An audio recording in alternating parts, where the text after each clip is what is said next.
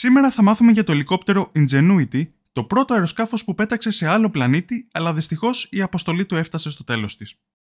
Για μια νέα μέθοδο αντιμετώπισης του γύρατος, για θεραπείες της κόφωσης και άλλα. Καλώς ορίσατε στο δελτίο ειδήσεων με τα σημαντικότερα νέα της ανθρωπότητας. Κάντε like, κάντε εγγραφή και ξεκινάμε αμέσως.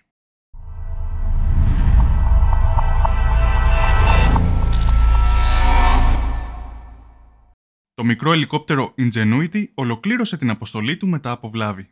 Ήταν το πρώτο αεροσκάφος που πέταξε σε άλλον πλανήτη.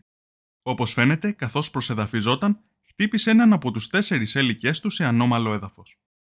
Σε αυτή τη φωτογραφία μπορούμε να διακρίνουμε τη ζημιά στη σκιά του. Η βασική του αποστολή ήταν να κάνει 5 πτήσεις, όμως ξεπέρασε κάθε προσδοκία και συνολικά πραγματοποίησε 72 πτήσεις μέχρι σήμερα. Επίσης πέταξε πιο ψηλά και πιο μακριά από όσο φαντάζονταν στην NASA. Το Ingenuity ήταν πραγματικά ένα ιστορικό επίτευγμα και ένα θαύμα της τεχνολογίας. Ξέρετε, η ατμόσφαιρα στον Άρη είναι 100 φορές αραιότερη από της Γης και γι' αυτό το να πετάξει εκεί κάποιο σκάφος είναι πολύ δύσκολο. Έτσι, οι έλικες του Ingenuity έκαναν περισσότερες από 2.500 στροφές ανά λεπτό. Για να έχουμε ένα μέτρο σύγκρισης, τα ελικόπτερα στη Γη συνήθως έχουν γύρω στις 450 με 500 στροφές ανά λεπτό. Ο σκοπός του Ingenuity ήταν να δοκιμάσουμε την τεχνολογία και να δούμε ότι όντως γίνεται να πετάξουμε στον Άρη. Όμως εκείνο με τις πολλές πτήσεις του όχι απλά μας έδειξε ότι γίνεται, αλλά εξερευνούσε και τις γύρω περιοχές και εντόπιζε τα σημεία που μελετούσε στη συνέχεια το rover Perseverance. Κάποτε οι αδελφοί Wright έκαναν την αρχή για τις πτήσεις στη Γη. Το Ingenuity έκανε την αρχή στο διάστημα και έστρωσε το δρόμο για μελλοντικές πτήσεις στο ηλιακό μας σύστημα. Αλλάζουμε κλίμα και πάμε σε καλά νέα.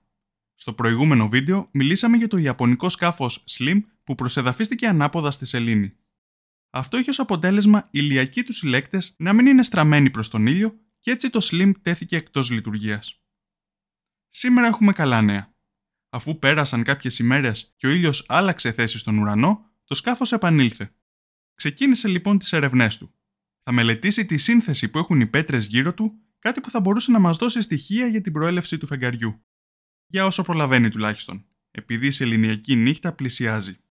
Η διάρκεια της νύχτας είναι 2 εβδομάδες και το σκάφος δεν έχει σχεδιαστεί να αντέξει το σκοτάδι και τις χαμηλές θερμοκρασίες. Πάντως δεν αποκλείεται να επανέλθει ξανά σε λειτουργία την επόμενη σεληνιακή ημέρα. Σε κάθε περίπτωση, η αποστολή είναι μια τεράστια επιτυχία για την Ιαπωνία, που έγινε η 5η χώρα που καταφέρνει προσελήνωση μετά από τη Σοβιετική Ένωση, τη ΣΥΠΑ, την Κίνα και την Ινδία. Πάμε στον τομέα της υγείας, επειδή έχουμε καλά νέα για την αντιμετώπιση του γύρατος. Ερευνητές ανακάλυψαν ότι τα TAF κύτταρα, δηλαδή ένα είδος λευκών αιμοσφαιρίων, μπορούν να επαναπρογραμματιστούν ώστε να επιτεθούν στα γερασμένα κύτταρα. Τα γερασμένα κύτταρα σχετίζονται με ασθένειες που εμφανίζονται σε προχωρημένες ηλικίες. Η έρευνα έγινε σε ποντίκια και τα οδήγησε σε καλύτερη υγεία. Απέκτησαν χαμηλότερο σωματικό βάρος, βελτιωμένο μεταβολισμό, ανοχή στη γλυκόζη και αυξημένη σωματική δραστηριότητα. Όπως λέει η ερευνήτρια Κορίνα Αμόρ Βέγκας για τη θεραπεία, αν τη δώσουμε σε γερασμένα ποντίκια, αναζωογονούνται. Αν τη δώσουμε σε νεαρά ποντίκια, γερνούν πιο αργά. Καμία άλλη θεραπεία αυτή τη στιγμή δεν μπορεί να το κάνει αυτό. Να πω εδώ ότι υπάρχουν ήδη κάποια φάρμακα που απομακρύνουν τα γερασμένα κύτταρα, τα οποία όμως πρέπει να λαμβάνονται συνεχώς. Η νέα θεραπεία δείχνει ότι με μία μόνο δόση τα ωφέλη μπορούν να κρατήσουν για μια ζωή. Ας ελπίσουμε ότι αυτά τα εκπληκτικά αποτελέσματα θα λειτουργήσουν και σε ανθρώπους. Αν η αναστροφή του γύρατος σας ενδιαφέρει και θέλετε να μάθετε περισσότερα, δείτε το σχετικό βίντεο ειδικά για αυτό το θέμα. Πρόοδο έχουμε και στην αντιμετώπιση της κληρονομικής κόφωσης. 6 παιδιά στην Κίνα έλαβαν γονιδιακή θεραπεία. Στα 5 από τα 6 παιδιά, η ακοή βελτιώθηκε και μπορούσαν να αναγνωρίσουν καλύτερα την ομιλία. Επίσης, λίγες ημέρες νωρίτερα, είχαμε και τα κλινικά αποτελέσματα από μία άλλη μελέτη γονιδιακής θεραπείας που αποκατέστησε την ακοή ενός 11χρονου. Και οι δύο ερευνητικές ομάδες σκοπεύουν να παρουσιάσουν περισσότερα δεδομένα από τις μελέτες τους τον Φεβρουάριο. Τέτοιες έρευνες είναι πολύ σημαντικές επειδή περισσότερο από το 60% απώλειας ακοής σε παιδιά προέρχεται από γενετικούς παράγοντες. Τώρα οι ερευνητές σχεδιάζουν να επεκτείνουν τις δοκιμές σε μεγαλύτερο δείγμα και να παρακολουθήσουν τα αποτελέσματα για μεγαλύτερο χρονικό διάστημα. Πραγματικά ένα ορόσημο για τη θεραπεία στην απώλεια ακοής. Αλλάζουμε θέμα. Ερευνητές διαπίστωσαν ότι πάνω από τις μισές προτάσεις που υπάρχουν στο ίντερνετ είναι μεταφράσεις από άλλες γλώσσες. Και μάλιστα πολλές φορές πρόκειται για κακές αυτόματες μεταφράσεις από κάποια τεχνητή νοημοσύνη. Αυτό δημιουργεί ένα σημαντικό πρόβλημα. Τα μεγάλα γλωσσικά μοντέλα, όπως για παράδειγμα το ChatGPT, που εκπαιδεύονται από μεγάλο όγκο δεδομένων στο διαδίκτυο, μαθαίνουν από ολοένα και χαμηλότερης ποιότητας δεδομένα. Το αποτέλεσμα? Οι απαντήσεις τους θα έχουν χαμηλότερη ποιότητα. Σύμφωνα με την έρευνα, η κατάσταση είναι χειρότερη στις γλώσσες που δεν έχουν πολλά δεδομένα στο διαδίκτυο, όπως κάποιες αφρικάνικες. Πάμε στον πόλεμο στην Ουκρανία που προκαλεί πολλά προβλήματα για την ανθρωπότητα. Τα διαβάζουμε στο ίντερνετ, τα βλέπουμε στην τηλεόραση και γενικότερα συζητιέται αρκετά αυτό το θέμα. Σε αυτή την εκπομπή όμως, συνήθως εστιάζουμε σε σημαντικά θέματα που δεν συζητιώνται όσο τους αξίζει. Αυτό θα κάνουμε και σήμερα. Παρότι ο πόλεμος στην Ουκρανία επηρεάζει την ανθρωπότητα σε πολλούς τομείς, εδώ θα μιλήσουμε για τις επιπτώσεις του στην επιστήμη και την κατανόηση του κόσμου γύρω μας. Η διακοπή των σχέσεων μεταξύ της Δύσης και της Ρωσίας προχώρησε σε μεγάλο βαθμό και στην επιστημονική συνεργασία.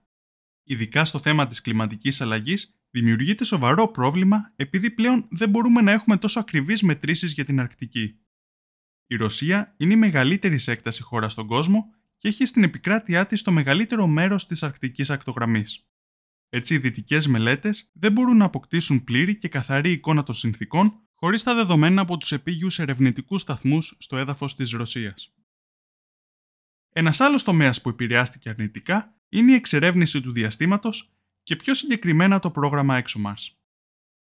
Αυτό ήταν μια συνεργασία μεταξύ της Ρωσικής και της Ευρωπαϊκής Διαστημικής Υπηρεσίας με στόχο την αναζήτηση στοιχείων αρχαίας ζωής στον Άρη. Η ESA θα έστελνε το rover Rosalind Franklin με τη βοήθεια της Ρωσίας, όμως η διακοπή της συνεργασίας καθυστερεί το πρόγραμμα. Έτσι το Rosalind Franklin δεν θα εκτοξευτεί πριν το 2028. Και σίγουρα έχουν επηρεαστεί και πολλοί ακόμα επιστημονικοί τομείς για τους οποίους δεν γνωρίζω. Αν ξέρετε περισσότερα, γράψτε το στα σχόλια. Και τέλος, πάμε στις σύντομες ειδήσεις. Η Neuralink του Elon Musk έκανε την πρώτη μεταμόσχευση εγκεφαλικού εμφυτεύματος σε ασθενή. Καλά νέα για τους διαβητικούς. Ερευνητές βρήκαν ένα νέο τρόπο παροχής ινσουλίνης στον οργανισμό που θα μπορεί να λαμβάνεται από το στόμα.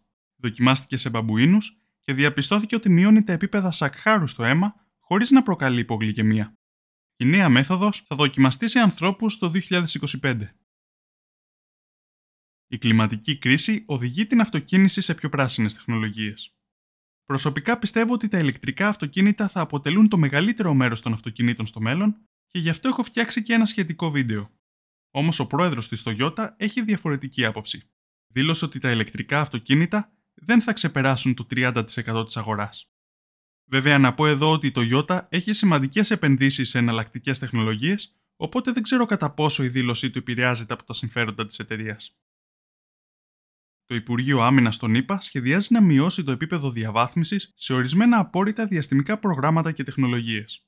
Έτσι θα μπορεί να τα μοιραστεί ως ένα βαθμό με τον ιδιωτικό τομέα και με συμμάχους.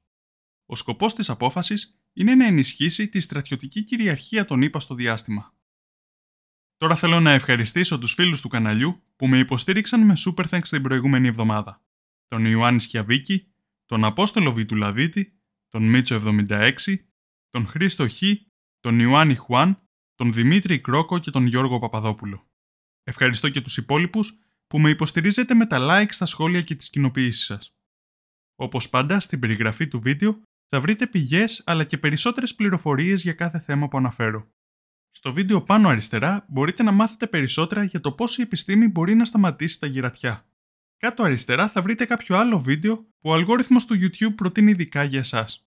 Αυτά ήταν τα νέα για την εβδομάδα που πέρασε. Σας ευχαριστώ πολύ για την προσοχή σας, θα τα ξαναπούμε την επόμενη Παρασκευή.